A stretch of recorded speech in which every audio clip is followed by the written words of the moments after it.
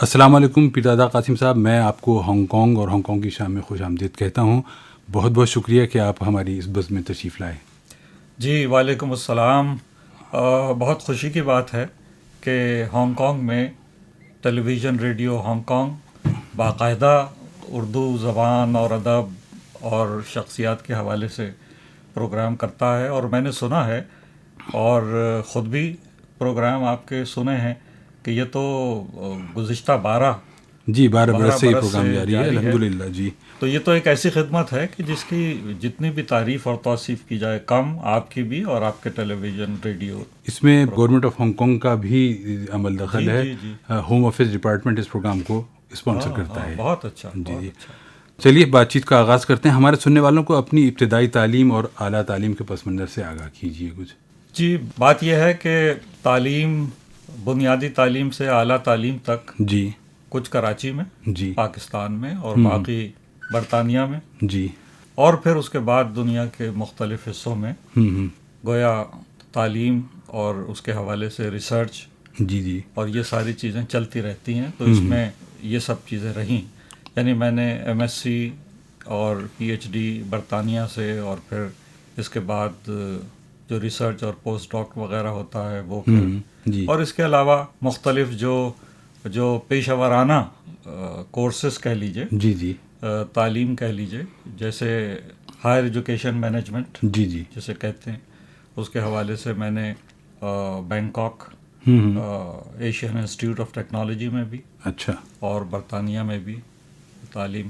گویا مقصد یہ ہے کہ تعلیم سے کیونکہ میں جڑا ہوا ہوں، جی اب 50 برس تو مجھے ہو گئے جی کہ جو میں درس و تدریس اور بے شک انتظامی امور سے متعلق ہوں، بے شک. تو ظاہر ہے کہ اس میں تو یہ سب ہونا ہی تھا. جی جی جی ہاں.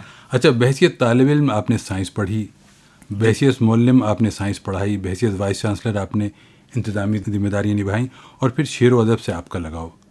سائنس، انتظامیہ اور شعر و ادب کی دنیایں الگ الگ ہوتی ہیں. آپ کی شخصیت ان تینوں دنیاؤں میں کامیاب اور نمایاں نظر آتی ہے. یہ سب کیوں کر ممکن ہوا؟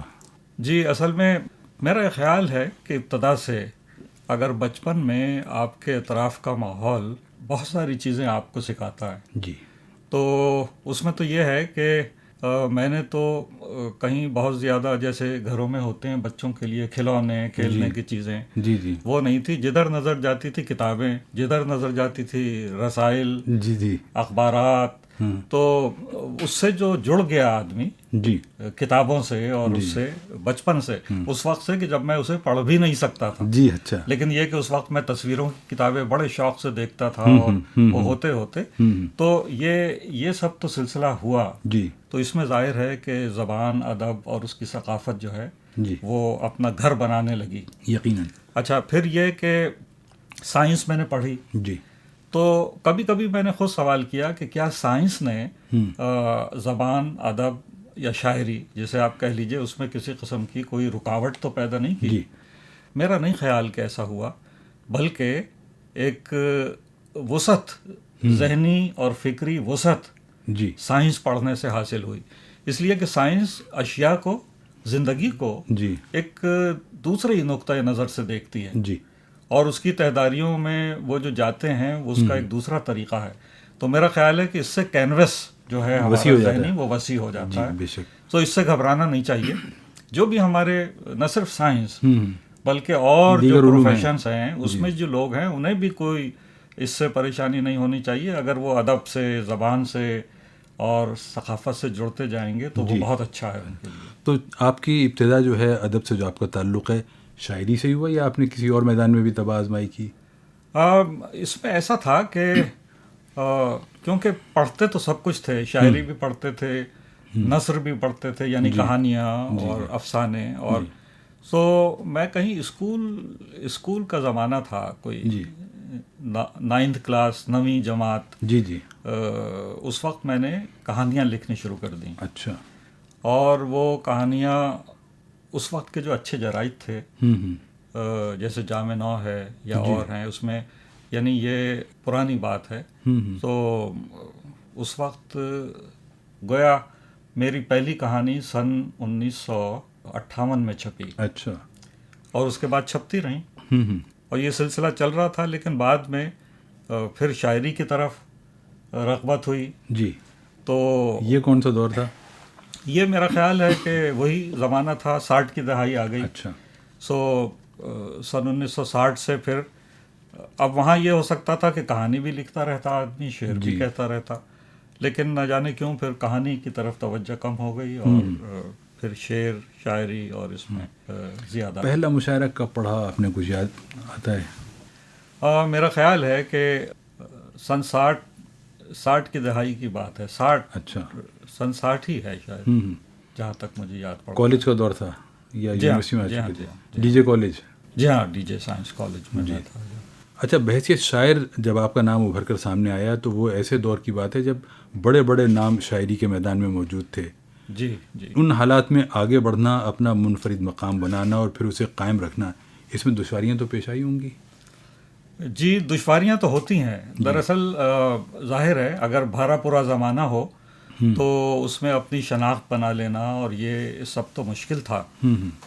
لیکن اس میں ہوا یہ کہ وہ دور اس لحاظ سے بہت اچھا تھا کہ ہم سے پہلے یعنی ہمارے پیش رو، ہم سے سینئر جو لوگ تھے، وہ جب دیکھتے تھے کہ کسی میں کوئی روشنی ہے، کوئی چمک ہے، تو وہ اس کی ہمت افزائی کرتے تھے اور اسے آگے لے جانے میں مدد کرتے تھے.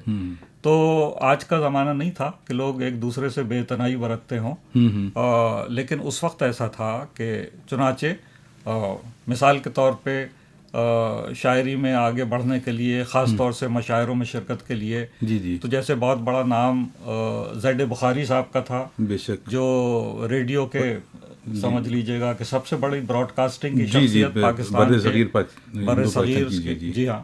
تو انہوں نے بڑی ہمت افزائی کی. اچھا. اور وہ بڑی جگہوں پہ بلائے جاتے تھے بحیثیت صدر کے. تو جب سے انہوں نے یہ دیکھا کہ میرے اشعار یا انہیں پسند آئے تو وہ یہ کہتے تھے کہ بھائی میں بھی آؤں گا، مگر آپ پیرزادہ کو ڈھونڈو پہلے. اچھا. اور اسے بلاؤ. وہ تھے پھر جمیل الدین علی صاحب تھے. اچھا. بہت مشہور و معروف تھے اس وقت وہ. بہت بڑا نام. تو علی صاحب نے ہمیشہ یہ کہا کہ نہیں، پیرزادہ کو بلائیں اور مجھے آگے پڑھانے کی کوشش کی. پھر اس کے بعد جیسے تابش دہلوی ہیں یا اور بہت بڑے لوگ تھے، انہوں نے بڑی ہمت افزائی کی، تو ایک راستہ بنتا چلا گیا. اور باقی تو یہ ہے کہ اس طریقے کے سہاروں سے آپ ایک اس میں تو آ جاتے ہیں، ایک رو ہے، ایک دھارا ہے، اس میں تو آپ آ جاتے ہیں. لیکن اگر آپ اپنے طور پہ مضبوط نہیں ہیں تو زیادہ دیر تک آپ قدم نہیں جما سکتے. تو قدم جمانے کے لیے آپ کا اپنا ایک منفرد انداز ہونا چاہیے. تو ایک دو دہائی پیچھے ہم اگر چلے جائیں تو اردو شاعری میں بڑے بڑے نام موجود تھے، اور اب جب کہ وہ دنیا میں نہیں رہے، ایک خلا پیدا ہوا ہے. وہ خلا پر ہونے کے بجائے وسیع تر ہوتا جا رہا ہے. اس کی کیا وجہ ہے؟ ہاں دیکھیے، یہ آپ نے بہت اہم نقطہ چھیڑا ہے. اب دیکھیے آپ کے جو سامع ہیں سننے والے، وہ بہت سے تو اسے اگر میں نام لوں گا تو وہ سب کو پہچان جائیں گے. لیکن ایک جو زمانہ ہمیں ملا، میرا زمانہ، گویا پچھلی صدی اور یہ صدی مل کے، اس میں کچھ عجیب معاملہ ہوا ہے. ایسا ہوتا نہیں، صدیوں میں دیکھ لیجئے ایسا نہیں ہوتا. کہ یہ وہ وقت تھا کہ جب بر صغیر آزادی کی جنگ لڑ رہا تھا، اور اس کے بعد پھر آزادی، اور پھر آزادی کے بعد کا حصہ. اس میں اگر آپ دیکھیے تو شاعری کا لے لیجئے، تو شاعری میں اتنے بڑے نام کہ جو اس وقت بھی ہمارے اس پہ چھائے ہوئے ہیں اور ان کے اثرات دور تک جائیں گے، وہ سارے کے سارے بیک وقت موجود تھے. ایسا ہوتا نہیں ہے. کبھی کوئی ایک بڑا یا دو بڑے لوگ ہوتے ہیں، لیکن آپ شاعری میں اگر گننا چاہیں تو یعنی میں جن لوگوں سے رابطے میں رہا، اس میں اگر اوپر سے مولانا حضرت موہانی کو اور جگر صاحب بھی تھے، جی ہاں وہ بھی تھے، یا فراق ہیں، فراق گورکھ پوری، ان کو اگر آپ تھوڑی دیر کے لیے الگ کر لیں، اس لیے کہ ان سے اتنا رابطہ فراق صاحب سے میں نہیں ملا. حضرت فراق جگر صاحب سے تو میں ملا ہوں، دیکھا بھی ہے انہیں. لیکن یہ جو پھر اس کے بعد بڑے نام آ رہے ہیں، فیض، جوش ملی آبادی، علی سردار جعفری، کیفی اعظمی، مجروح سلطان پوری، احمد ندیم قاسمی، تو یہ سارے، یہ تو صف اول بنی. اور صف اول کے بعد پھر صف دوم میں جو لوگ تھے جو بعد کی صف اول ہوئی، اس میں منیر نیازی، احمد فراز، جی یہ سارے کے سارے ایک وقت میں موجود تھے. اور ان سب سے یعنی میری ملاقات، میرا ان کے ساتھ اٹھنا بیٹھنا، ان کے ساتھ مشاعرے پڑھنا، جی، اور ان کی محبتیں اور ان کی عنایتیں اور ان کی یہ ساری چیزیں حاصل ہوئیں. جی تو ایسا کہاں ہوتا ہے بھائی؟ جی، یہ تو کبھی خال شاید کوئی ہسٹری یا تاریخ ریپیٹ کرتی ہو. اتنے بڑے لوگ. اور پھر اگر نثر کی طرف جائیں تو سارے لوگ اس وقت موجود تھے. جی جی، بیدی تھے اور منٹو تھے جی، اور انتظار حسین تھے اور قرۃ العین حیدر تھیں. جی، ایک نام کسی کا بھی نام لیں آپ. بے شک. تو یہ جناب میرا زمانہ، جی، میں سمجھتا ہوں کہ ایک بہت ہی اردو کا سنہرا دور کہہ سکتے ہیں. زبردست. جی ہاں، زبردست. تو اب یہ جو خلا ہوا ہے یہ وسیع تر ہوتا جا رہا ہے، اس کی کیا وجہ ہے؟ اب ایک خلا تو یہی ہوا نا کہ یہ سارے کیونکہ ایک زمانے میں تھے، جی، تو ایک زمانے میں یہ آئے تھے اور ایک زمانے سے یہ گزر گئے. جی، وہ بھی آگے پیچھے ایک کے بعد ایک. جی جی، لیکن جس طریقے سے نئے لوگوں کو اس میں آنا چاہیے تھا، جی، یعنی نئے کہانی لکھنے والے، جی، نئے ناولسٹ ہیں، شاعری کی دنیا میں ہیں، جی، ان کی اتنی تعداد اس میں نہیں آ سکی. جی، اور دوسرا یہ کہ معاشرے نے اپنی ترجیحات بھی بدلیں اور اس میں بھی تبدیلی آئی. درست. جی، یعنی وہ زمانہ جس کو ہم یاد کر رہے ہیں، ہم بیٹھے ہوئے آج یہاں ہانگ کانگ میں، جی، آپ دیکھیے یہ بھی ایک بہت ہی تاریخی بات ہے. تو وہ زمانہ اپنے حوالے سے جی، ایک اہم زمانہ قرار پایا. جی، جی، اور نیا جو ہے یہ اپنے زمانے سے ایک نیا ہے. اس میں اب آپ یہ دیکھیے کہ اس وقت جی، کہ جب میں اور آپ بات کر رہے ہیں، اس وقت معاشرے نے اپنی ترجیحات بدلی ہیں، بے شک. اور اس میں زبان، ادب اور ثقافت جو تھی وہ پہلے اوپر تھی، اوپر کے درجوں میں تھی. اب وہ ذرا سے نیچے کے درجوں میں آ رہی ہے. جی جی. تو دور حاضر میں ادیبوں اور شعراء کی تخلیقات تک رسائی انٹرنیٹ کی بدولت آسان ہو گئی ہے. جو کتاب نہیں خریدتے یا کتاب خریدنے کی استطاعت نہیں رکھتے وہ بھی کم و بیش ہر کتاب تک رسائی کسی نہ کسی طور پر حاصل کر لیتے ہیں. اس صورتحال میں کتاب کی کیا اہمیت رہ گئی ہے؟ یہ تو ایک بڑا انقلاب ہے، اور ہمیں اس پہ نظر رکھنی چاہیے اور اعتراف کرنا چاہیے کہ نئے زمانے جی، اور ٹیکنالوجی کی برکتیں ہیں. جی، نئے زمانے اور ٹیکنالوجی کی ایک برکت تو یہ ہے کہ آپ ساری دنیا میں ایک پلک جھپکتے جی، آپ ان ساری چیزوں سے تعارف حاصل کر سکتے ہیں اور دیکھ سکتے ہیں. صرف کتابی کیا، لائبریری کی لائبریریاں موجود ہیں جی، کہ جس میں آپ فوری طور پہ جو چیز آپ دیکھنا چاہتے ہوں وہ دیکھ لیں، آپ کو مل جاتی ہے. تو یہ سب بات تو ہوئی. جی، لیکن جو میری نسل ہے وہ کتاب سے اس طریقے سے جڑی ہوئی ہے کہ جب تک کتاب کھلی نہ ہو، کتاب آپ کے ہاتھ میں نہ ہو، آپ اسے محسوس نہیں کر رہے ہوں، وہ لطف اور وہ مزہ اس سے حاصل نہیں ہوتا جی، کہ جو آپ نیٹ پہ اگر کوئی چیز پڑھ رہے ہوں یا وہ. اب میرا یہ خیال ہے کہ نئی نسل جو ہے اسے بہت آسانی سے ان چیزوں کو لے رہی ہے اور اسے غالباً کسی قسم کا کوئی تردد یا دشواری اس میں نہیں ہے. جی، تو یہ تو ہے، ہونا یہ چاہیے کہ اس میں کہیں یہ نہ ہو جائے کہ جو ہمارا پرنٹ میڈیا ہے، یعنی کتاب جو چھپ گئی ہے، اس کتاب کو اب اس ورژن میں بھی آنا چاہیے کہ وہ فوری طور پہ لوگوں کو دستیاب ہو جائے. آپ کے جو نئے ٹیکنالوجیز کے جو وہ ہیں، یہاں ذرا سا مسئلہ ہے کہ کچھ کتابیں آ رہی ہیں وہ کتابی کی شکل میں رہ جاتی ہیں، وہ پڑھنے والے سب ویسے پڑھتے ہیں مگر اس طریقے سے لوگوں تک نہیں پہنچتی جب تک کہ لوگ اس کے حوالے اس پہ نہ ڈالیں. جی، کچھ لوگوں نے یہ کام شروع کیا ہے کہ پرانی کتابوں کو بھی اور جو نئی کتابیں شائع ہو رہی ہیں ان کو بھی PDF میں یا دوسری شکلوں میں انٹرنیٹ پر لوڈ کیا ہے. یہ بہت اچھا جی، ہے. پاکستان میں کچھ لوگ اس پہ کام کر رہے ہیں اور انہوں نے پوری لائبریریز جو ہیں وہ آن لائن اس سلسلے میں بنائی ہیں. تو کیا ادب اور شاعری کا معیار کیوں تنزلی کی طرف جا رہا ہے؟ تنزلی تو آپ اسے نہیں کہہ سکتے. اچھا. میرا خیال یہ ہے کہ کیونکہ توجہ کا مرکز و محور جی ذرا سی بدل گئے ہیں، تو اس لیے جسے آپ فوکس کہا کرتے تھے وہ جو نئی نسل ہے اور جو نئے کہنے والے ہیں ان کا اس طریقے سے نہیں ہے. لیکن بعض چیزیں جو ہیں وہ ویسی ہی چلی آ رہی ہیں. مثال کے طور پہ ہم نے یہ دیکھا کہ کوئی بھی دور ہو، اور میرا خیال ہے کہ آنے والے زمانوں میں بھی شاید یہ ایسی چلے کہ ایک پوری نسل ہوتی ہے جی کہ جو رومانٹسزم کے حصار میں ہوتی ہے. تو پہلے بھی تھی، آج بھی ہے، اور کل بھی ہوگی. جی تو اگر شاعری میں یا ادب کی دوسری اصناف میں رومانٹسزم لکھا جا رہا ہے اور اس کی ترویج ہو رہی ہے، تو اس کے پڑھنے والے اور اس کے تو وہ ویسے ہی ہیں. جی مگر موضوعات میں اس میں فرق آ گیا ہے. وہ جس طریقے سے کہتے تھے، اور پھر مشرق جی اور مغرب، جی اس میں ایک تفریق تھی جی جو تفریق ختم ہو رہی ہے. جی جی سو اس میں بڑی نزاکتیں ہیں. جی مثال کے طور پہ میں ایک شعر آپ کو کسی کا سناتا ہوں، وہ بالکل مشرق ہے. جی اس نے کہا کہ نہ احتیاط، نہ بیگانگی، نہ رم، نہ گریز. واہ. نہ احتیاط، نہ بیگانگی، نہ رم، نہ گریز، سپردگی کا یہ عالم تمہیں ہوا کیا ہے. واہ. یہ مشرق ہے. مشرق ہے بالکل. اس کو آپ کہیں نہیں ملا سکتے.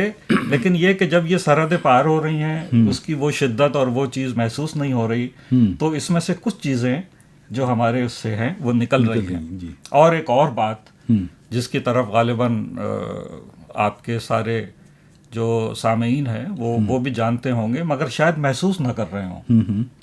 مثلاً ہم مشرق میں ہوں یا کہیں اور ہوں، ہم یہ دیکھ رہے ہیں کہ اس وقت سارا عالم غیر محسوس طور پہ ایک عالمگیر کلچر کی طرف جا رہا ہے، کھنچا چلا جا رہا ہے. درست. جی بالکل. ایک عالمگیر کلچر ہے، وہ ہمارا نہیں ہے مگر اس سے ہم جڑتے چلے جا رہے ہیں. جی اگر وہ مغرب ہے تو وہ مغرب ہماری نشست گاہوں میں اور ہمارے جو شبستانوں میں اور سب میں وہ داخل ہو گیا ہے. جی.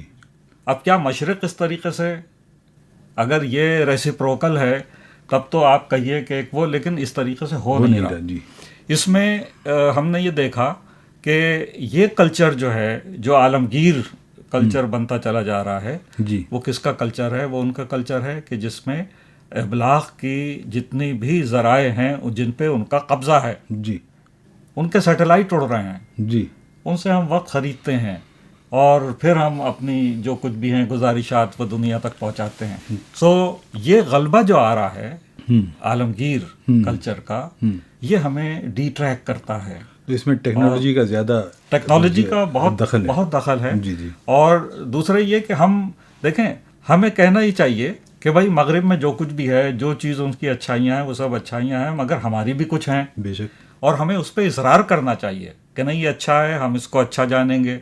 لیکن اگر آپ خود ہی اصرار کرنا چھوڑ دیں جی تو وہ تو پھر معدوم ہونا شروع ہو جائے گا. یقیناً. یہ ایک مسئلہ اور ہو رہا ہے، اور یہ سب ہمارے ادب میں اور شاعری میں بھی یہ اس کی ریفلیکشنز نظر آ رہی ہیں. کتب اور رسائل میں شائع ہونے والی شاعری اور مشاعرے میں پڑھی جانے والی شاعری، اس میں کوئی فرق ہے؟ کیونکہ فیس بک پر ان دنوں ہزارہ افراد جیسی شاعری کر رہے ہیں اور انہیں چند منٹوں میں ہزارہ لائکس اور سینکڑوں داد و تحسین کے تبصرے مل جاتے ہیں، حالانکہ اکثر شعر وزن میں ہی نہیں ہوتا. اس بارے میں آپ کیا کہیں گے؟ دیکھیے، یہ تو آپ نے بہت اچھا ایک نقطہ اٹھایا، اسے سمجھنا چاہیے. وہ یہ کہ اس وقت جو شاعری کا معاملہ ہے، جی، جو مشاعروں کے ذریعے شاعری پہنچتی ہے، سو مشاعرہ اب خاص طور سے ہندوستان میں تو بہت ہی مستحکم روایت کے طور پہ بن گیا. جی. جسے آپ کہتے ہیں کہ وہ جو اسٹیبلش ہو گیا وہاں. جی جی. مشاعرہ اور اس کا انسٹیٹیوشن. پاکستان میں اس طریقے سے نہیں ہے. اچھا. سو پاکستان کے مشاعروں میں یا نشستوں میں جو شعر پڑھے جاتے ہیں وہ اس طریقے سے پسند کیے جاتے ہیں کہ اگر اس کا سبسٹینس میٹر اچھا ہے، جی، اگر اس میں جو بات کہی ہے جی، وہ شاعرانہ حوالے سے بھی جی، اور اپنی وقت اور وسعت کے حوالے سے بھی اہم ہے، جی، سو وہ. لیکن یہ مشاعرہ اگر ہم اسے عام کرتے ہیں تو مشاعرے میں کیا چیز پسند کرتے ہیں؟ ہم کہتے ہیں اسے یہ عمومی ذوق، ایک عام ذوق اور ایک شوق کو اس کی آبیاری کرتا ہے. جی. تو عام ذوق میں وہ بات تو نہیں ہے کہ اگر کسی نے کوئی موضوعات میں کوئی فلسفیانہ یا وقی بات کہی ہو، جی، یا شاعری کی اس گہرائی اور گیرائی میں گیا ہو کہ جو ایک عرفہ اور بڑی شاعری کی امکانات روشن کرتی ہو، یا پھر آپ دیکھیے کہ ابتدائے آفرینش سے جب سے یہ لکھنے کا اور اس کا سوچ کا کام شروع ہوا ہے تو اس میں بڑے موضوعات ہیں. جی. بڑے موضوعات کیا ہیں؟ مثال کے طور پہ زندگی بڑا موضوع ہے. وقت بڑا موضوع ہے. زندگی ہے، وقت ہے، عشق ہے، یہ سارے بڑے موضوعات ہیں. ان موضوعات کی گرہ کشائی میں اگر کوئی جاتا ہے تو وہ عمومی ذوق سے نکل جاتا ہے. جی. عمومی ذوق میں چنانچہ اب شاعری میں اگر آپ مشاعروں میں جا رہے ہیں تو وہ چیز پڑھیں گے کہ جس پہ آپ کو بے حد داد ملے گی، وہ ہے کہ جو سامنے کی ہو اور وہ کھٹ سے دل میں لگ جائے اور اس سے بے ساختہ واہ نکل جائے. اس میں غور و فکر اور سوچ بچار کی کوئی بہت زیادہ گنجائش نہیں ہے. اس لحاظ سے اگر آپ دیکھیے تو مشاعرے کی شاعری میں ایک جو کہتے ہیں نا کہ ایک انٹرٹینمنٹ کا وہ سلسلہ شروع ہو گیا. وہ جب اس میں داخل ہو گیا تو وہ پھر انٹرٹینمنٹ بھی چاہتے ہیں سننے والے. شعر تو سننا چاہتے ہی ہیں مگر ایک اس سے لطف لینا چاہتے ہیں. تو پھر اس میں وہ شاعری کہ جو شاعری فکری طور پہ بلند سطح کی ہے وہ مشاعروں میں زیادہ. ہاں، لیکن مشاعرے کی ایک خوبی ہے وہ یہ کہ مثال کے طور پہ اگر کسی نے ایک اچھی غزل مشاعرے میں بھی پڑھی یا اگر وہی اچھی غزل اس نے کسی رسالے میں چھاپی ہے تو وہ جب چھپ جائے گی تو اس کے اگلے شمارے میں 3-4 خطوط آئیں گے جو یہ بتائیں گے کہ یہ غزل بہت اچھی تھی اور اس کا فلاں شعر تو بہت ہی لاجواب تھا.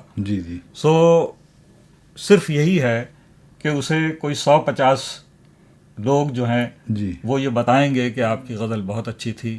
اور اگر اس نے وہی غزل مشاعرے میں پڑھی ہے تو اسے بیک وقت 4000 لوگ یا 5000 لوگ یا 10,000 لوگ اگر وہ مشاعرہ سن رہے ہیں تو وہ یا اگر وہ آپ کے توسط سے براڈ کاسٹنگ کے توسط سے پہنچ رہا ہے تو وہ اس کو سنائی نہ دے رہا ہو مگر اس کی تعریف و توصیف ہو رہی ہے اور بے شمار لوگ اس سے محظوظ ہو رہے ہیں. نئی ٹیکنالوجی جس میں فیس بک کا استعمال خاصا شامل ہے اس میں تو ادھر آپ نے شعر فیس بک پر پوسٹ کیا اور منٹوں میں ہزاروں لوگوں کے تبصرے اور لائکس آ گئے چاہے وہ شعر کیسا ہی ہو.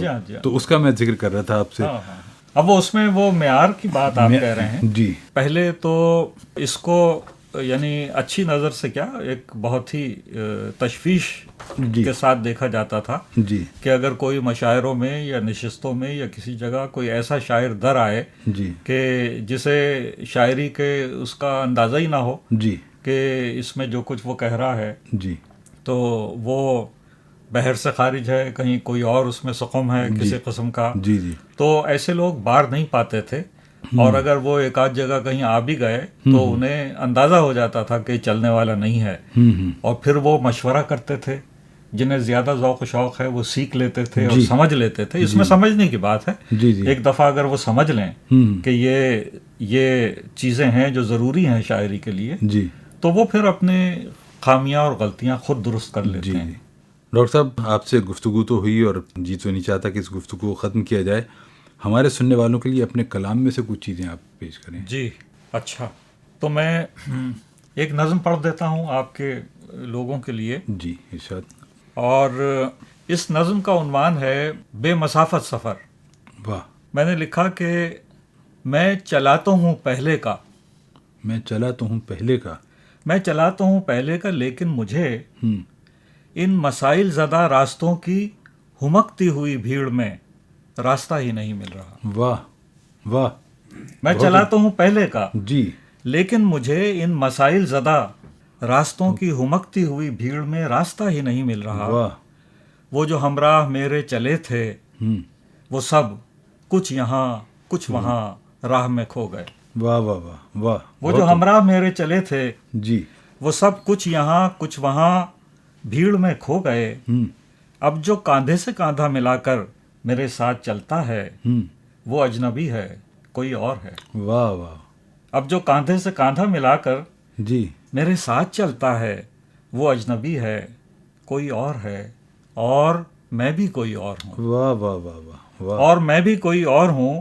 میں نے ہمراہ چلتے ہوئے اجنبی سے کہا ایسی رفتار سے چلنے والوں کو منزل ملی ہے بھلا. واہ واہ. میں نے ہمراہ چلتے ہوئے اجنبی سے کہا ایسی رفتار سے چلنے والوں کو منزل ملی ہے بھلا، اس نے میرے برابر سے آگے نکلتے ہوئے صرف اتنا کہا. واہ، اس نے میرے برابر سے آگے نکلتے ہوئے صرف اتنا کہا، کچھ سفر منزلوں کی طلب سے الگ چلتے رہنے کے ہیں. واہ واہ واہ واہ، کچھ سفر منزلوں کی طلب سے الگ چلتے رہنے کے ہیں، بے ارادہ صحیح کوئی زیادہ صحیح، تم بھی چلتے رہو، تم بھی واہ چلتے واہ واہ واہ، بہت خوبصورت بہت خوبصورت. کچھ غزل کے اشعار بھی ہو جائیں. ہاں، غزل کوئی ایک غزل ہے کہ ارشاد. عشق نے ہم کو جنوں آثار ایسا کر دیا، عشق نے ہم کو جنوں آثار ایسا کر دیا، عشق نے ہم کو جنوں آثار ایسا کر دیا، بستہ ساحل بھی رکھا اور دریا کر دیا. واہ واہ واہ واہ واہ، بستہ ساحل بھی رکھا اور عشق نے دریا ہم کر کو دیا. جنوں آثار ایسا کر دیا، بستہ ساحل بھی رکھا اور دریا کر دیا. واہ، اس گلستان گما میں ہم بھی تھے مانند خواب، واہ، اس گلستان گما میں ہم بھی تھے ہم بھی مانند تھے خواب. مانند خواب، گرمی اندیشہ نے ہم کو بھی صحرا کر دیا. واہ واہ واہ، کیا خوب کہا ہے. گرمی اندیشہ نے ہم کو بھی صحرا کر دیا. ہم کو بھی صحرا کر دیا. دیدہ خوشبی کی یہ اعجاز فرمائی تو دیکھ، دیدہ خوشبی کی یہ اعجاز فرمائی تو دیدہ دیکھ. خوشبی کی یہ اعجاز فرمائی تو دیکھ، کیسے مبہم خال و خط کو ایک چہرہ کر دیا. واہ واہ واہ واہ، کیا بات کہی ہے. کیسے بہت مبہم خال و خط کو ایک چہرہ کر دیا. ایک چہرہ کر دیا، اور یہ جہاں پنہا رہا ہم، بے منظری کی خاک میں، یہ جہاں پنہا رہا بے یہ منظری جہاں کی پنہا رہا بے منظری بے کی. منظری کی خاک میں، ہم نے چشم شوق سے دیکھا تو دنیا کر دیا. واہ واہ واہ واہ، کیا بات کہی ہے. بہت خوبصورت. یہ جہاں پنہا رہا بے منظری کی خاک میں، ہم نے چشم شوق سے دیکھا تو تو دنیا کر دیا. واہ واہ، اور روشنی طبع نے روشن کیا ہے ایک جہاں، روشنی طبع نے روشن کیا ہے ایک روشن کیا ہے ایک جہاں، اور مجھے اس آئینہ خانے میں تنہا کر دیا. جہاں. واہ واہ واہ واہ واہ واہ، روشنی طبع نے روشن کیا ہے ایک جہاں، اور مجھے اس آئینہ خانے میں تنہا کر دیا. واہ، رکھ سکا کب جوہر تخلیق کی صورت مجھے، رکھ سکا کب جوہر تخلیق کی صورت مجھے. رکھ سکا کب جوہر تخلیق کی صورت مجھے، یعنی دست شوق نے برپا تماشا کر دیا. آہ، کیا بات ہے. یعنی دست شوق نے برپا تماشا کر دیا. برپا تماشا کر دیا. واہ واہ واہ، منتظر تھا وقت سو ہم نے بانداز سخن، منتظر تھا وقت سو ہم نے بانداز سخن، آرزو کا ایک جہان تازہ پیدا کر واہ دیا. واہ واہ، بہت خوبصورت. آرزو کا ایک جہان تازہ پیدا کر دیا.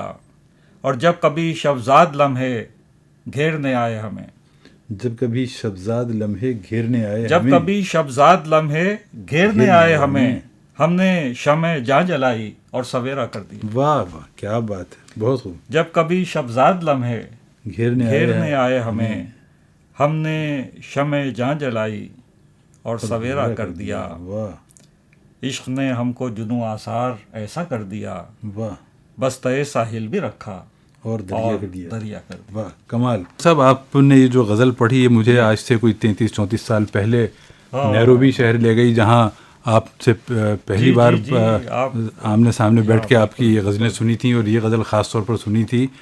واقعی وہ وقت یاد آ گیا. آپ کا بہت شکریہ کہ آپ یہاں تشریف لائے اور ہمارے سننے والوں کے لیے وقت نکالا. کوئی پیغام ہمارے سننے والوں کے لیے اور ہانگ کانگ میں مقیم پاکستانیوں کے لیے آپ دینا چاہیں گے؟